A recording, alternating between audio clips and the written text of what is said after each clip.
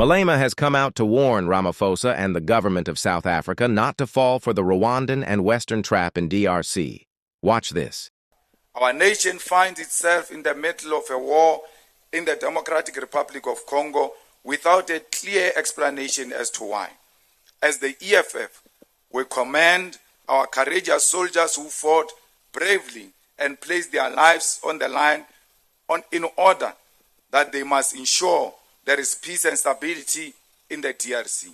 Our soldiers are disciplined and could never question those orders, and they have followed these orders with discipline. There can be no doubt that those soldiers who have passed on sacrificed their lives and deserve to be recognized and honored. However, at the heart of the conflict in the Congo is not a desire for peace, but the greed of the West for the minerals wealth of Congo. The DRC is a home of vast reserves of minerals essential for modern technology, including cobalt and tin, titanium and gold. Around 70% of the world cobalt, crucial for electric cars, batteries, and smartphones, comes from DRC, yet Congolese people see none of these riches. Instead, multinational corporations and West nations exploit these resources while fueling conflict to maintain their access. Over 200 companies from the UK and Belgium are involved in the purchasing minerals from the DRC, and these nations directly finance armed groups and perpetuate violence. These corporations and their governments remain complicit, failing to regulate supply chain or hold corporations accountable for using conflict minerals. The chaos in the DRC goes back to the colonial conquest and today is sustained by imperialist interest to loot the wealth of the DRC. This conflict is equally fueled by ethnic divisions in the region. Comrades, it is here where the influence of Rwanda in the DRC emerges. As ethnic group that fled from Rwanda during the Rwandan genocide and settled in the eastern Congo are used as the basis for Rwanda support for M23 rebel against the regime in the DRC, while Rwanda is simultaneously a proxy of Western interests in the Congo.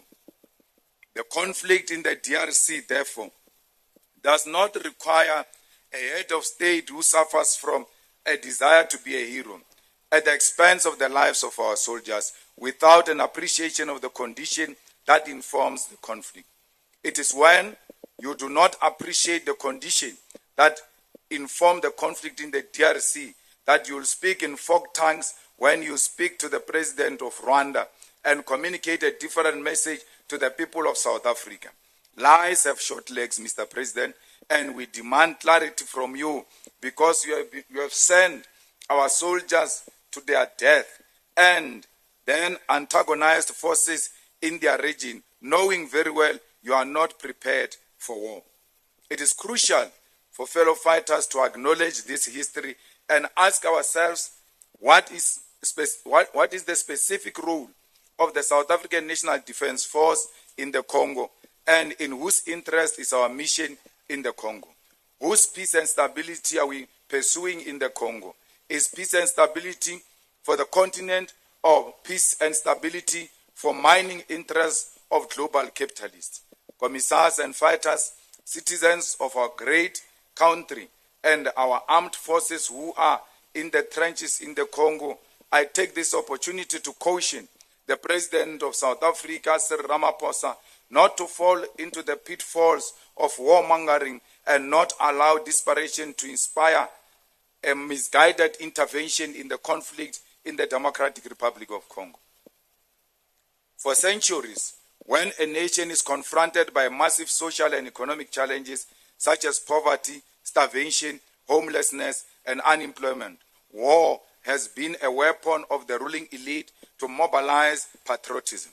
Those who have over the years in modern society lost of the popular mandate of the people have embarked on senseless wars, sacrificing soldiers in an attempt to unite the nation behind one common purpose and one common cause. The President of South Africa ought to be careful to not allow fanatics to incite him into war simply because it will give the people who have lost hope in him a common enemy to unite against. The dignity and pride of our army is not harmed because our African counterparts do not respect us. Bring them home, because every day they pass away, we see the consequences of a deliberate destruction of our arms manufacturer, Denel, and we see the consequence of the year-on-year budget cuts to the Defense Department. Bring our soldiers home because they are the first line of defense for our people, not the first line of defense for the interest of capitalists and mining corporate. Mr. President, bring our soldiers home and desist from meddling in the affairs of DRC and Rwanda as if you are the USA of Africa, because we do not know if you'll be able to defend us when the rest of Africa turns their guns to the south. The manner in which the former liberation movement has collapsed our military and defense capacity is the embarrassment we must talk about.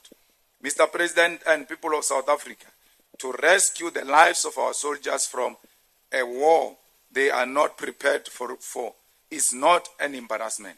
It is a strategic and necessary retreat that prioritizes life over profits. Cyril Ramaphosa, I appeal to you and your conscience. Bring our soldiers home. Even if you threaten to fight a war against Rwanda, we are not scared to fight. But at the moment, we are not ready.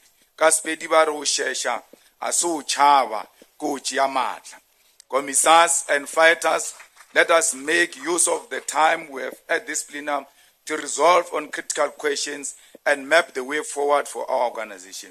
This is the first and the final plenary meeting for the 2026 local government elections, because after this, we head straight to the ground to establish the sub-regional structures and lead society directly from the picket lines. The past is behind us and can never determine our future or our destination. The EFF remains the weapon of the masses of our people, and it will achieve the generational mission of economic freedom in our lifetime. I thank you. What do you think about this shift? Drop your thoughts in the comments below. If you found this video informative, don't forget to give it a thumbs up, subscribe, and hit that notification bell so you never miss an update on the stories that shape our world. This is Adaka Africa, bringing you the geopolitics you need to know. See you in the next one.